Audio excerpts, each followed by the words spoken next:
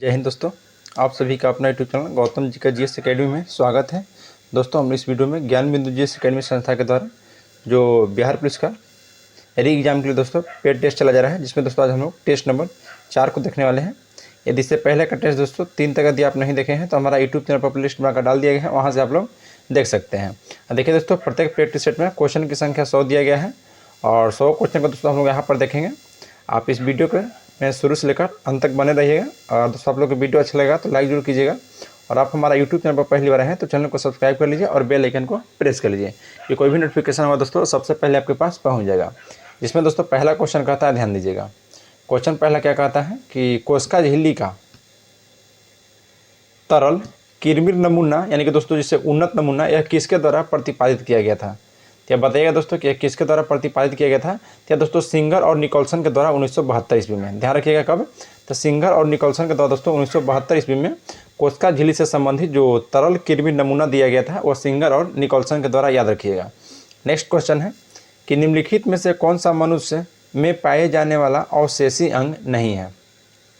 तो देखिए दोस्तों, जो आपका यहाँ किडनी दिया गया है ऑप्शन नंबर सी में, यह आपका अवशेषी अंग नहीं है, याद रखिएगा। देखिए दोस्तों, मनुष्य में लगभग 100 अवशेषी अंग पाए जाते हैं। जैसे होगा दोस्तों कर्ण हो जाएगा, पल्व हो जाएगा, त्वचा के बाल हो जाएगा, अपेंडिक्स हो जाएगा, ये सभी दोस्तों आपका अवशेषी अंग है, याद रखिएगा। बाकी दोस्तों जो इसमें किडनी है वो आपका अवशेषी अंग नहीं है। नेक्स्ट क्वेश्चन है क्वेश्चन नंबर 3, बोलता है कि डबल रोटी के निर्माण में प्रयोग किए जाने वाला दोस्तों कवक कौन सा है? तो देखिए, जो डबल रोटी के निर्माण में दोस्तों प्रयोग किए जाने वाला जो कवक है वह याद रखना है सैक्रोमाइसेज है। कौन सा? तो सैक्रोमाइसेज, जो कि ऑप्शन बी हो जाएगा आपका, सैक्रोमाइसेज है, याद रखिएगा। नेक्स्ट है दोस्तों कि निषेचन की क्रिया होती है। देखिए दोस्तों, निषेचन की जो क्रिया होती है वह दोस्तों अंडवाहिनी में आपका होता है। तो ऑप्शन आपका देखिए दोस्तों ऑप्शन डी हो जाएगा, अंडवाहिनी में, याद रखिएगा। देखिए दोस्तों, योनि के द्वारा ही शुक्राणु अंडवाहिनी तक पहुंचता है और गर्भाशय निषेचन के बाद बने भ्रूण को आश्रय प्रदान करता है और उसे दोस्तों पोषण एवं सुरक्षा प्रदान करता है, याद रखिएगा। और ये बात याद रखना है कि अंडाशय का मुख्य कार्य है दोस्तों अंडाणु पैदा करना। अंडाशय का मुख्य काम है अंडाणु पैदा करना। नेक्स्ट है कि अनानास को खाने योग्य भाग है। तो अनानास का दोस्तों जो खाने योग्य भाग है वह दोस्तों परिदलपुंज। अनानास का कौन सा? तो परिदलपुंज। तो ऑप्शन नंबर आपका ए राइट हो जाएगा। देखिए दोस्तों, जो सेब हम लोग खाते हैं वह पुष्पासन भाग खाते हैं और आम दोस्तों मध्य फल विहित भाग खाते हैं और जो मूंगफली है वह दोस्तों बीज पत्र और भ्रूण है और जो नारंगी है वो आपका जर्सी हेयर, याद रखिएगा। नेक्स्ट क्वेश्चन पाते हैं क्वेश्चन में दोस्तों आपका 6। क्वेश्चन 6 क्या कहता है, ध्यान दीजिएगा। क्वेश्चन में दोस्तों 6 बोल रहा है कि निम्न में से कौन मेडन हेयर ट्री भी कहते हैं? मेडन हेयर ट्री दोस्तों किसको कहते हैं? तो याद रखिएगा, मेडन हेयर ट्री जो कहा जाता है यह जिंगो बाइलोवा को, जिसमें दोस्तों देखिए ऑप्शन सी में दिया गया है जिंगो बाइलोवा, यह आपका राइट हो जाएगा। नेक्स्ट क्वेश्चन पाते हैं कि बौने पौधे को लंबा करने के लिए प्रयोग किया जाता है। तो बौने पौधा का दोस्तों लंबा करने के लिए जो प्रयोग किया जाता है वो आपको साइटोकाइनिन का उपयोग, याद रखना है। साइटोकाइनिन का दोस्तों बौने पौधा को लंबा करने के लिए प्रयोग किया जाता है और पादप में दोस्तों कोशिका विभाजन में यह मदद करता है। देखिए दोस्तों, एक होता है जिब्रेलिन्स कवक से निकाला जाता है, यह याद रखना है, जो कि बौने पौधा को लंबा कर देता है और फूल खिलाने में भी यह मदद करता है। चलिए नेक्स्ट क्वेश्चन पाते हैं क्वेश्चन नंबर दोस्तों आपका 8। क्वेश्चन दोस्तों 8 क्या कह रहा है, ध्यान दीजिएगा कि CD4 काउंट परीक्षण किया जाता है। तो जो CD4 काउंट परीक्षण किया जाता है दोस्तों उसको याद रखना है, यह प्रतिरोधक क्षमता को आकलन किया जाता है। इससे क्या किया जाता है? तो प्रतिरोधक क्षमता को आकलन किया जाता है। तो ऑप्शन देखिए सी ये हो जाएगा दोस्तों, ऑप्शन नंबर ए। देखिए, रोगी को प्रतिरोधक क्षमता को आकलन करने के लिए CD4 काउंट का परीक्षण किया जाता है, याद रखिएगा। और दोस्तों एक बात और याद रखना है, देखिए जो न्यूक्लिक एसिड टेस्ट है इसमें HIV वायरस को जेनेटिक तत्व का पता लगाया जाता है। तो ऑप्शन एक पर ए राइट हो जाएगा। नेक्स्ट एक निम्नलिखित में से किसके कारण दोस्तों अस्थिर कैंसर होता है? तो अस्थिर जो कैंसर होता है वह दोस्तों याद रखना आपको अस्ट्रांसियम 90 के द्वारा, अस्ट्रांसियम 90 के द्वारा दोस्तों आपको अस्थिर कैंसर होता है। और अस्ट्रांसियम 90 के द्वारा दोस्तों ये क्या याद रखना है कि यह एक रेडियो सक्रिय तत्व है और कैडमियम के कारण दोस्तों इटाई रोग होता है। कैडमियम के कारण इटाई रोग होता है। नेक्स्ट क्वेश्चन पाते हैं दोस्तों क्वेश्चन नंबर 10। बोला कि किसने यूरोपियों की तुलना मधुमक्खियों से की और कहा कि यदि उन्हें छेड़ा न जाए तो वह शहद देगी, किंतु छेड़ा जाए तो दोस्तों वह काट कर मार डालेगी। तो यह दोस्तों याद रखना है किसके द्वारा कहा गया है? तो यह दोस्तों आपको अलवर्दी खान के द्वारा कहा गया है। तो ऑप्शन ए आपका राइट होगा, अलवर्दीन खान के द्वारा।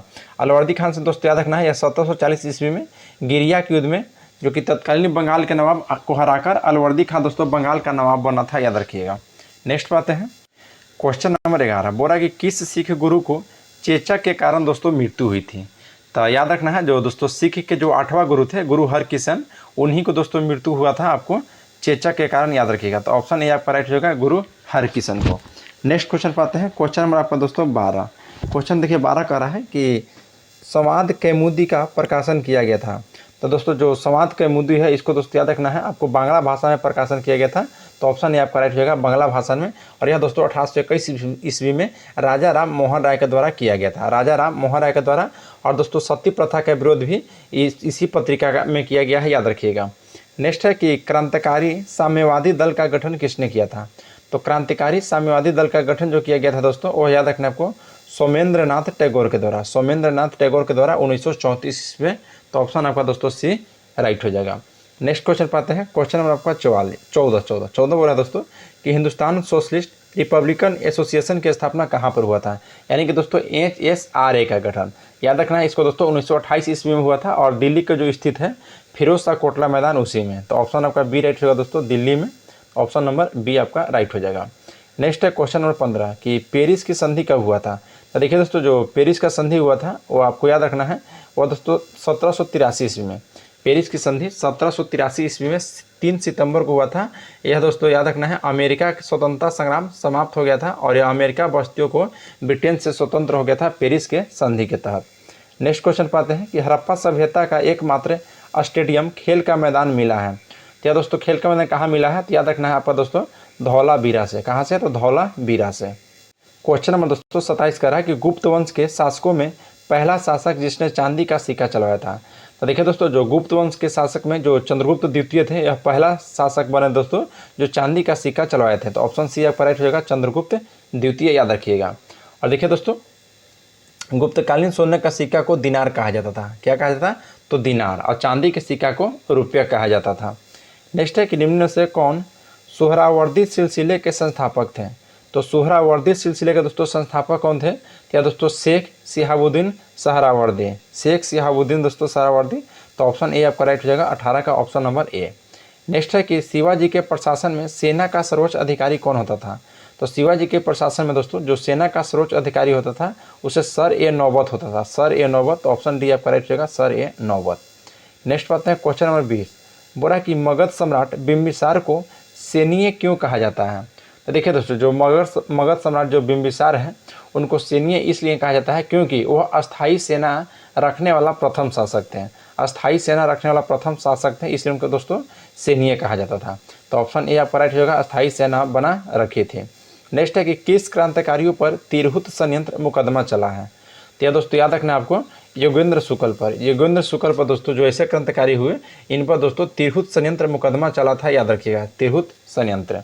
नेक्स्ट पाते हैं, देखिए दोस्तों यहाँ से हम लोग डायरेक्ट 35 नंबर क्वेश्चन पा गए, क्योंकि दोस्तों जो आपका जो 23 से क्वेश्चन था, सॉरी 22 से क्वेश्चन, तो 22 से आपको जो 34 तक क्वेश्चन था वो दोस्तों हिंदी सॉरी इंग्लिश था आपका, और उसमें दोस्तों रीजनिंग था। तो उसके लिए हम PDF प्रोवाइड करवा रहे हैं दोस्तों, तो वहाँ से आप उसको बना सकते हैं। तो चलिए नेक्स्ट पर बताते हैं। क्वेश्चन 35 का था कि जवाहरलाल नेहरू ने उद्देश्य प्रस्ताव कब प्रस्तुत किया था।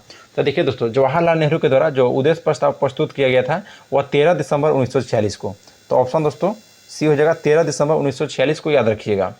और 9 दिसंबर 1946 को दोस्तों संविधान सभा की प्रथम बैठक हुआ था जिसके अस्थायी अध्यक्ष सच्चिदानंद सिन्हा को बनाया गया था। और 11 दिसंबर 1946 को दोस्तों डॉक्टर राजेंद्र प्रसाद को संविधान सभा का अस्थायी अध्यक्ष और AC मुखर्जी को दोस्तों उपाध्यक्ष बनाया गया था। नेक्स्ट है कि निम्न में से किस वाद में प्रस्तावना के विषय में यह कहा गया कि संविधान की मूल आत्मा है और शशांक अपरिवर्तनीय है। तो यह दोस्तों याद रखना है आपका गोलकनाथ बनाम पंजाब राज मामला जो कि दोस्तों 1967 में आया था, उसी में यह बात आपको बोला गया था। लेकिन दोस्तों जो बेरूबारी संघ मामला था इसमें कहा गया था कि प्रस्तावना संविधान का अंग नहीं है, क्योंकि यह न तो विधायिका की शक्ति का स्रोत है और न उसकी शक्तियों पर प्रतिबंध लगा सकती है। नेक्स्ट है दोस्तों क्वेश्चन नंबर 37। बोला कि संविधान के किस अनुच्छेद में राज्य के साथ प्राइवेट कंपनियों को आदेश है कि पूर्णतः राज्य निधि से पोषित जनता के लिए कुओं, तालाब, सार्वजनिक समागम आदि स्थानों पर किसी के साथ दोस्तों भेदभाव नहीं किया जाएगा। तो यह दोस्तों अनुच्छेद 15 के 2 में कहा गया है, याद रखिएगा अनुच्छेद 15 के 2 में। तो ऑप्शन आपका बी राइट हो जाएगा। नेक्स्ट है दोस्तों कि मादक पेयों व हानिकारक नशीलों पदार्थ के सेवन का प्रतिषेध करने का प्रयास किस अनुच्छेद के तहत किया गया है। तो यह दोस्तों अनुच्छेद 47 के तहत, अनुच्छेद 47 के तहत याद रखना है कि मादक पेयों व हानिकारक नशीलों पदार्थ के सेवन का प्रतिषेध किया गया है अनुच्छेद 47 के तहत। नेक्स्ट क्वेश्चन पाते हैं, क्वेश्चन नंबर 39। बोला दोस्तों कि केंद्र व राज्य के मध्य राजस्व बंटवारे का प्रावधान किसके द्वारा किया जाता है। तो केंद्र व राज्य के मध्य दोस्तों जो राजस्व बंटवारे का प्रावधान किया जाता है वो आपको याद रखना दोस्तों, वह वित्त आयोग के द्वारा, वित्त आयोग के द्वारा। नेक्स्ट है कि किस वर्ष भारतीय वन सेवा IFS को तीसरी अखिल भारतीय सेवा बनाया गया है। तो दोस्तों 1966 में, वर्ष 1966 में। तो ऑप्शन सी आपका राइट हो जाएगा, वर्ष 1966 में। नेक्स्ट बात है दोस्तों, क्वेश्चन नंबर आपका 41। क्वेश्चन 41 कह रहा है कि भारतीय संविधान के किस भाग में अनुसूचित तथा जनजातीय क्षेत्रों के प्रशासन के विषय उपबंध में किए गए हैं। तो यह याद रखना दोस्तों, ऑप्शन बी आपका राइट होगा, भाग 11 में, भाग 11 में दोस्तों। चलिए नेक्स्ट क्वेश्चन पाते हैं, क्वेश्चन नंबर आपका 42। क्वेश्चन दोस्तों 42 कह रहा है कि अनुच्छेद 243 के घ में पंचायतों में आरक्षण से संबंधित निम्न में से दोस्तों कौन सा प्रावधान आपका गलत है। जिसमें पहला प्रावधान है दोस्तों कि अनुसूचित जाति, अनुसूचित जनजाति व महिलाओं को आरक्षण देना अनिवार्य। ये तो दोस्तों बिल्कुल सही है, लेकिन कहा दोस्तों कौन सा प्रावधान आपका गलत है। ऑप्शन बी कह रहा दोस्तों कि पिछड़ा वर्गों को आरक्षण का फैसला संसद को सविवेक पर, यह बिल्कुल गलत है दोस्तों। तो ऑप्शन बी आपका राइट हो जाएगा, याद रखिएगा, क्योंकि यह गलत है। नेक्स्ट है दोस्तों कि प्रायोगिक स्तर पर EVM का प्रयोग पहली बार दोस्तों कब किया गया था। तो EVM का दोस्तों पहली बार जो प्रयोग किया गया था वह याद रखना दोस्तों आपको वर्ष 1998 में। तो ऑप्शन सी हो जाएगा, वर्ष 1998 में EVM को पहली बार प्रयोग किया गया था प्रायोगिक स्तर पर। तो ऑप्शन दोस्तों हो जाएगा आपका 43 के सी। और यह दोस्तों 16 विधानसभा सीटों हेतु किया गया था, जो कि राजस्थान में दोस्तों 5 और मध्य प्रदेश में 5 और दिल्ली में 6। चलिए नेक्स्ट क्वेश्चन पाते हैं, क्वेश्चन नंबर आपका 44 क्वेश्चन करा दोस्तों कि शिक्षा के अधिकार के तहत कितने वर्ष के सभी बच्चों को निःशुल्क एवं अनिवार्य शिक्षा का प्रावधान किया गया है। तो यह दोस्तों याद रखना है अनुच्छेद 21 में बोला गया है। तो इसका राइट आंसर होगा दोस्तों 44 का ऑप्शन नंबर सी, 6 से 14 वर्षों के बच्चों के लिए दोस्तों याद रखिएगा। नेक्स्ट है कि प्रकाश ऊर्जा के छोटे छोटे बांडलों या पैकेटों के रूप में चलता है, उसे क्या कहते हैं। तो उसे दोस्तों हम लोग फोटोन कहते हैं। उसे क्या कहते हैं, तो उसे फोटोन कहते हैं, याद रखिएगा। तो 45 का ऑप्शन सी आपका राइट हो जाएगा। नेक्स्ट है दोस्तों कि ध्वनि की तीव्रता का SI मात्रक क्या है। तो ध्वनि की तीव्रता का SI मात्रक जो हो जाएगा दोस्तों वो आपका राइट हो जाएगा, ऑप्शन नंबर है वाट प्रति मीटर स्क्वायर। ध्वनि की तीव्रता का SI मात्रक वाट प्रति मीटर स्क्वायर हो जाएगा, याद रखना है। और देखिए दोस्तों, और तीव्रता को प्रयोगात्मक मात्रक पूछेगा आपको तो बेल हो जाएगा, और बेल के 10वें भाग को दोस्तों डेसिबल कहा जाता है। तो इसलिए इसका आपका ऑप्शन ए आपका राइट हो जाएगा, वाट प्रति मीटर स्क्वायर। नेक्स्ट क्वेश्चन है क्वेश्चन नंबर 47 क्वेश्चन कर रहा है कि जब दो भिन्न धातुओं के तारों के सिरों को जोड़कर एक बंद परिपथ बनाते हैं तथा इस परिपथ को संधियों को अलग अलग तापों पर रखते हैं तो परिपथ में धारा बहने लगती है, जिसे ताप विद्युत धारा कहते हैं। इस प्रभाव को दोस्तों याद रखना है, क्या कहते हैं, इसको सीबेक प्रभाव कहते हैं, सीबेक प्रभाव। नेक्स्ट है कि प्रत्येक पूर्णिमा को चंद्रग्रहण दिखाई नहीं देता है, क्योंकि। तो देखिए दोस्तों, प्रत्येक पूर्णिमा को चंद्रग्रहण इसलिए नहीं दिखाई देता है क्योंकि दोस्तों चंद्रमा के कक्ष तल के साथ पृथ्वी का कक्ष तल 5 डिग्री का कोण बनाती है, जिसके कारण दोस्तों चंद्रमा पृथ्वी के कभी ऊपर या कभी नीचे से गुजर जाती है। तो ऑप्शन आपका दोस्तों डी हो जाएगा, याद रखिएगा, option number D. Next question पाते हैं, क्वेश्चन नंबर 49 बोलता है कि क्षारीय संचायक सेल में होता है। तो क्षारीय संचायक सेल में दोस्तों कांच के बर्तन में पोटेशियम हाइड्रोक्साइड को गाढ़ा घोल होता है। पोटेशियम हाइड्रोक्साइड को दोस्तों गाढ़ा घोल होता है, तो ऑप्शन ए आपका राइट हो जाएगा। नेक्स्ट है दोस्तों कि विद्युत घंटी, डायनोमो आदि अस्थायी चुंबक बनाए जाते हैं। तो यह दोस्तों याद रखना है किससे बनाए जाते हैं। तो देखिए विद्युत घंटी चाहे डायनोमो ये सभी दोस्तों अस्थायी जो चुंबक बनाया जाता है यह नर्म लोहा से बनाया जाता है, नर्म लोहा से। तो ऑप्शन सी आपका राइट हो जाएगा। नेक्स्ट आते हैं क्वेश्चन नंबर 51। क्वेश्चन दोस्तों 51 करा कि अप्रूप के संदर्भ में सत्य कथन की पहचान करें। तो अप्रूप के संदर्भ में दोस्तों सत्य कथन का पहचान करना है। तो देखिए ऑप्शन जो ये दिया गया है, यह रासायनिक गुण समान एवं भौतिक गुण दोस्तों भिन्न भिन्न होता है, यह बिल्कुल आपका सही है और इसी को दोस्तों अप्रूप कहा जाता है। नेक्स्ट है कि वर्ष 1904 ईस्वी में ग्राहनु परिकल्पना प्रस्तुत किया था। तो ग्राहनु परिकल्पना दोस्तों 1904 ईस्वी में जो प्रस्तुत किया गया था वह दोस्तों चेवरिल तथा मोल्टन के द्वारा, चेवरिल तथा मोल्टन के द्वारा दोस्तों याद रखिएगा। नेक्स्ट है कि एल्बुर्ज व जैग्रोस पर्वतों के बीच स्थित अंतः पर्वतीय पठार कौन सा है? तो यह दोस्तों आपका राइट हो जाएगा ईरान का पठार। ऑप्शन सी हो जाएगा कौन सा? तो ईरान का पठार याद रखिएगा, ईरान का पठार। अगर दोस्तों अरब का पठार याद रखना है, यह मध्य एशिया में है अरब का पठार। और यूकान का जो पठार है वह आपका अलास्का में है, यूकान का पठार अलास्का में। और जो ब्राज़ील का पठार है दोस्तों वह उत्तर पूर्व में केप रॉक से लेकर दक्षिण में रियो तक। चलिए नेक्स्ट क्वेश्चन पाते हैं। क्वेश्चन नंबर आपका 54। क्वेश्चन दोस्तों 54 कर रहा है कि एडम स्मिथ का किताब द वेल्थ ऑफ नेशंस को कब प्रकाशित किया गया था? तो 1776 में दोस्तों वेल्थ ऑफ नेशन को प्रकाशित किया गया था, याद रखिएगा। नेक्स्ट है कि पहली बार राज्य अर्थव्यवस्था सिद्धांत किसने दिया था? तो राज्य अर्थव्यवस्था सिद्धांत जो पहली बार दिया गया था दोस्तों वह कार्ल मार्क्स के द्वारा दिया गया था, याद रखिएगा। किसके द्वारा? तो कार्ल मार्क्स के द्वारा। तो ऑप्शन नंबर आपका ए राइट हो जाएगा। और कार्ल मार्क्स की एक पुस्तक है दोस्तों, याद रखना है, दास कैपिटल। कौन सा? तो दास कैपिटल। क्वेश्चन नंबर दोस्तों 56 का है कि राष्ट्रीय आय लेखांकन का जन्मदाता किसे कहा जाता है? तो राष्ट्रीय आय लेखांकन का जन्मदाता दोस्तों साइमन कुजनेटस को माना जाता है, साइमन कुजनेटस को। तो ऑप्शन ए आपका राइट हो जाएगा। नेक्स्ट है कि किस पंचवर्षीय योजना में दुर्गापुर, भिलाई, रावलकेला इस्पात कारखाना को स्थापित किया गया था? तो यह दोस्तों दूसरी पंचवर्षीय योजना में, याद रखना है। कौन सा? तो दूसरी पंचवर्षीय योजना में। तो ऑप्शन नंबर दोस्तों आपका बी राइट हो जाएगा।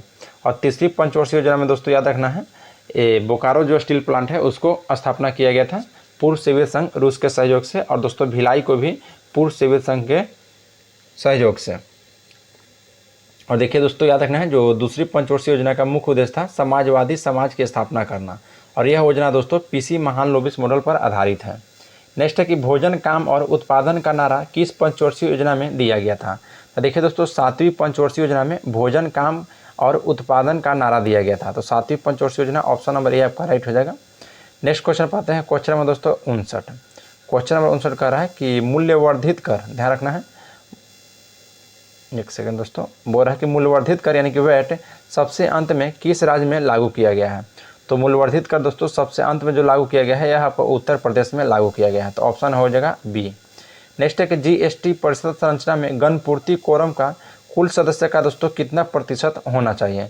तो कुल सदस्यों का दोस्तों आपका 50% होना चाहिए। तो ऑप्शन आपका ए राइट हो जाएगा, कुल सदस्यों का 50% होना चाहिए। और जीएसटी परिषद का अध्यक्ष दोस्तों केंद्रीय वित्त मंत्री होते हैं।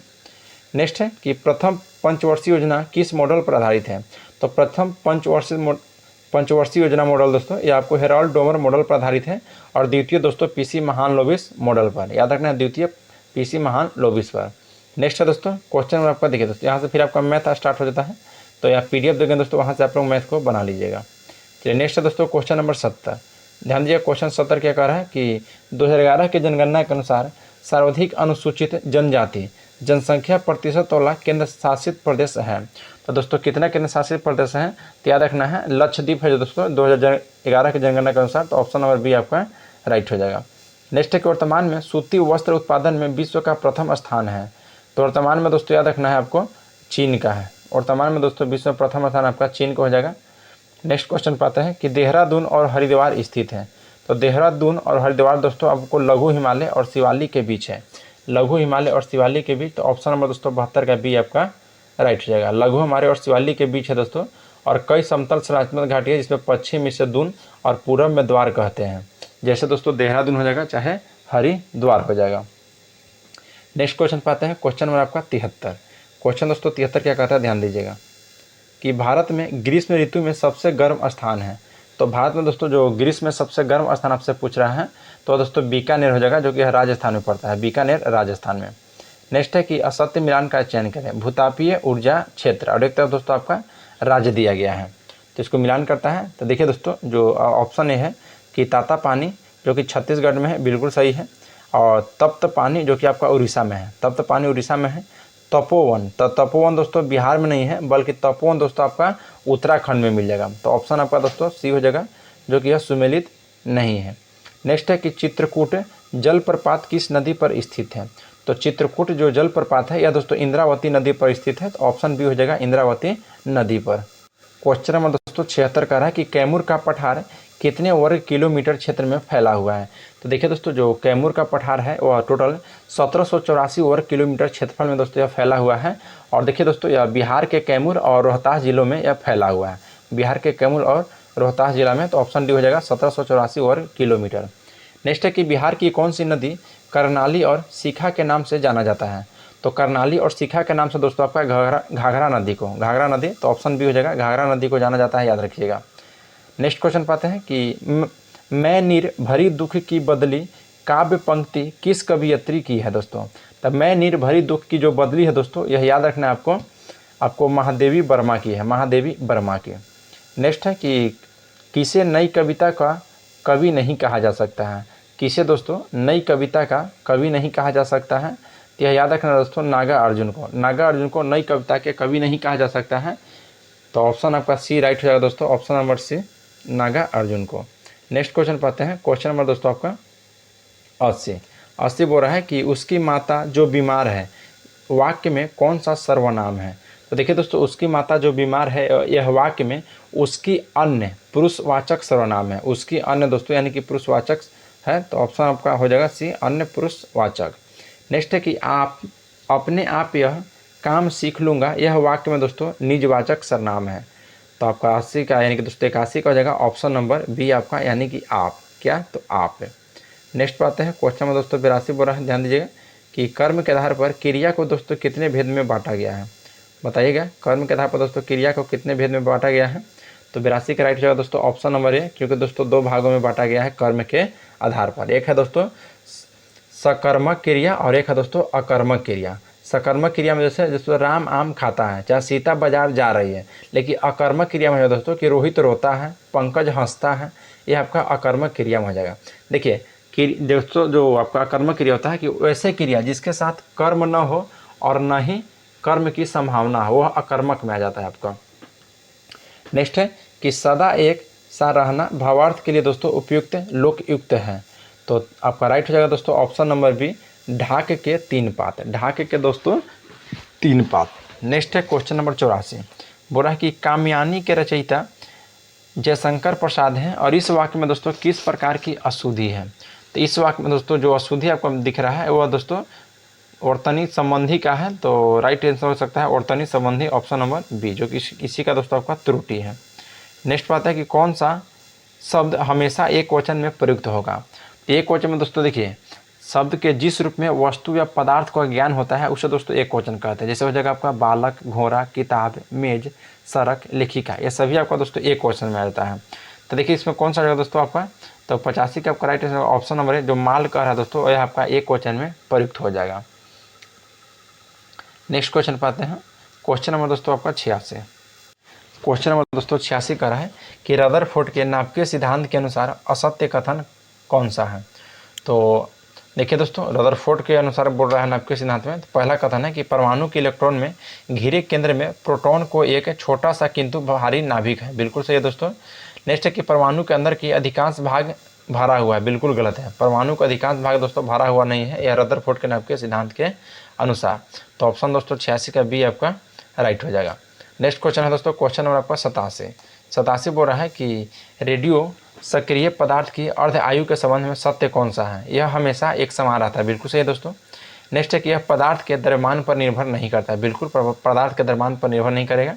और नेक्स्ट है दोस्तों कि अर्ध आयु बराबर होता है, यानी कि दोस्तों T1/2 बराबर 0.693 लेमडा। तो ऑप्शन सी हो जाएगा दोस्तों, ये भी सही है। तो ऑप्शन डी इसका राइट हो जाएगा कि उपयुक्त में से सभी आपका सही है। नेक्स्ट क्वेश्चन पर आते हैं, क्वेश्चन नंबर दोस्तों 88 का है कि विद्युत चुंबकीय प्रेरण का नियम किसने दिया था। तो विद्युत चुंबकीय प्रेरण का नियम दोस्तों याद रखिएगा, यह फैराडे ने दिया था। किसने दिया था, तो फैराडे ने। तो ऑप्शन ए आपका राइट हो जाएगा। और याद रखना दोस्तों जो फैराडे का एक प्रथम नियम था, एक दोस्तों द्वितीय नियम था। तो प्रथम नियम में दोस्तों जब किसी बंद परिपथ से संबद्ध चुंबकीय फ्लक्स के मान में परिवर्तन होता है तो उसे दोस्तों परिपथ में विद्युत वाहक बल उत्पन्न हो जाता है, और इस उत्पन्न विद्युत वाहक बल को प्रेरित विद्युत वाहक बल कहते हैं। और इसे प्रेरित वाहक बल को दोस्तों के कारण इस बंध में परिपथ में प्रेरित विद्युत धारा उत्पन्न हो जाता है। और जो दोस्तों फ्राइडे का द्वितीय नियम था, इसमें बोला गया था कि प्रेरित विद्युत वाहक बल का मान चुंबकीय फ्लक्स में दोस्तों परिवर्तन की दर के बराबर होगा। नेक्स्ट है कि सबसे प्रबल ऑक्सीकरण पदार्थ कौन सा है। तो सबसे प्रबल कह रहा दोस्तों तो आपका फ्लोरीन हो जाएगा। तो ऑप्शन बी हो जाएगा, फ्लोरीन जो है कि सबसे प्रबल ऑक्सीकरण पदार्थ है। नेक्स्ट है दोस्तों कि फ्लैश बल्बों में नाइट्रोजन गैस के वायुमंडल में किस धातु का तार रहता है। तो यह दोस्तों राइट हो जाएगा ऑप्शन नंबर सी दोस्तों मैग्नीशियम का, याद रखिएगा किसका, तो मैग्नीशियम का। नेक्स्ट है दोस्तों कि विस्की बनाने में निम्न में से प्रयोग किया जाता है, तो विस्की बनाने में किसका प्रयोग किया जाता है, तो याद रखना है आपका दोस्तों ब्लू आइस का, किसका दोस्तों, तो ब्लू आइस का आपका राइट आंसर हो जाएगा। नेक्स्ट क्वेश्चन पे आते हैं, क्वेश्चन नंबर आपका 92। ध्यान दीजिए दोस्तों क्वेश्चन 92 बोल रहा है आपका कि कार्बोहाइड्रेट का सामान्य सूत्र होता है। तो देखिए कार्बोहाइड्रेट का सामान्य सूत्र आपसे पूछेगा तो होता है दोस्तों सी, ऑप्शन देखिए दोस्तों जो ए में दिया गया है CxH2O और Y हो जाएगा, ऑप्शन आपका दोस्तों ए राइट हो जाएगा। नेक्स्ट है दोस्तों कि अल्ट्रा लो सल्फर डीजल के रूप में जाना जाता है, तो अल्ट्रा लो सल्फर डीजल के रूप में जो जाना जाता है दोस्तों वह याद रखिएगा आपका CT डीजल को, किसे, तो CT डीजल को। नेक्स्ट है दोस्तों कि शहद की मक्खी के मोम में मुख्य रूप से रहता है, तो शहद की मक्खी के दोस्तों जो मोम रूप से रहता है वह याद रखना क्या रहता है, तो दोस्तों मिरिसिल पॉमिटेट, क्या है, तो मिरिसिल पॉमिटेट आपका राइट हो जाएगा। नेक्स्ट है कि RDX का रासायनिक नाम क्या है, तो RDX का दोस्तों रासायनिक नाम आपसे पूछेगा तो याद रखना है ऑप्शन बी आपका राइट होगा कि साइक्लोट्राई मेथिलीन ट्राई नाइट्रिएमीन, ध्यान रखना है नाइट्राएमीन। नेक्स्ट है क्वेश्चन नंबर 96 बोल रहा है दोस्तों कि जनजातीय गौरव दिवस कब मनाया जाता है, तो जनजातीय गौरव दिवस दोस्तों 15 नवंबर को मनाया जाता है, तो ऑप्शन ए आपका राइट होगा दोस्तों 15 नवंबर को याद रखिएगा जनजातीय गौरव दिवस के रूप में मनाया जाता है। और यहाँ दोस्तों भगवान बिरसा मुंडा के जन्म दिवस को तौर पर मनाया जाता है। नेक्स्ट है कि चंद्रयान 3 को सफलतापूर्वक पूरा करने में एस सोमनाथ जो कि इसरो के अध्यक्ष के साथ प्रोजेक्ट टाइगर की भूमिका का दोस्तों किसने निभाया था, तो याद दोस्तों याद रखना किसने निभाया था, तो मोहन कुमार। नेक्स्ट है दोस्तों कि तुर्की व सीरिया में आए भूकंप से प्रभावित लोगों को मदद के लिए भारत सरकार द्वारा कौन सा ऑपरेशन चलाया गया था, तो भारत सरकार के द्वारा जो ऑपरेशन चलाया गया था वह ऑपरेशन दोस्त था। कौन सा दोस्तों, तो ऑपरेशन दोस्त था, याद रखिएगा। और ऑपरेशन मर्यादा था दोस्तों याद रखना है, यह उत्तराखंड पुलिस के द्वारा चलाया गया है जो कि राज्य में तीर्थ स्थलों एवं पर्यटन स्थलों में स्वच्छता बनाए रखने हेतु। और ऑपरेशन वरुणा, ऑपरेशन जो वरुणा है दोस्तों, करुणा दोस्तों, इसको याद रखना है कि भारतीय नौसेना के द्वारा चक्रवात मोर्चा से प्रभावित म्यांमार की सहायता के लिए चलाया गया था। और जो ऑपरेशन कावेरी है, तो ऑपरेशन कावेरी को दोस्तों भारत सरकार के द्वारा युद्धग्रस्त जो कि सूडान में फंसे भारतीयों को वापस लाने हेतु ऑपरेशन कावेरी चलाया गया था। नेक्स्ट है दोस्तों कि 22वें विधि आयोग के अध्यक्ष कौन है, तो 22वें, ध्यान रखना है दोस्तों 22वें विधि आयोग के अध्यक्ष अभी ऋतुराज अवस्थी हैं। अभी दोस्तों कौन है, तो ऋतुराज अवस्थी 22वें के। अगर 21वें के पूछेगा दोस्तों तो बलबीर सिंह चौहान है 21वां। देखिए दोस्तों इस सेट का आपका लास्ट क्वेश्चन है। अगर आप लोग को वीडियो अच्छा लग रहा होगा तो लाइक जरूर कीजिएगा, और दोस्तों हमारे यूट्यूब चैनल पर पहली बार आए हैं तो चैनल को सब्सक्राइब कर लीजिए और बेल आइकन को प्रेस कर लीजिए कि कोई भी नोटिफिकेशन होगा और सबसे पहले आपके पास पहुंच जाएगा। दोस्तों इस पेड क्लास का आप लाभ ले रहे हैं और साथ साथ दोस्तों अपना दोस्त को भी लाभ उठाने के लिए बोल दिए, तो इसके लिए दोस्तों आपको वीडियो शेयर कर देना है दोस्त के पास ताकि वो भी इस पेड क्लास को लाभ उठा सके। चलिए दोस्तों इस सेट क्लास क्वेश्चन देख लेते हैं। बोल रहा है कि मरचा चावल किस राज्य के उत्पाद है जिसे GI टैग मिला है, तो यह दोस्तों मरचा चावल है, यह बिहार राज्य के पश्चिमी चंपारण की उत्पाद है दोस्तों जिसे GI टैग प्राप्त किया गया है। कहाँ, तो पश्चिमी चंपारण, तो ऑप्शन ए हो जाएगा बिहार का है दोस्तों जो कि पश्चिमी चंपारण। और इसके अलावा दोस्तों देखिए मुजफ्फरपुर के शाही लीची, भागलपुर के कतरनी चावल, तसर, सिल्क, जर्दालू आम, मगही पान, सुजनी साड़ी, मधुबनी पेंटिंग, मिथिला मखाना, ये सभी को दोस्तों GI टैग आपको प्राप्त है। तो चलिए दोस्तों आज के लिए इतना ही, मिलते हैं आपसे नेक्स्ट क्लास में। जय हिंद दोस्तों।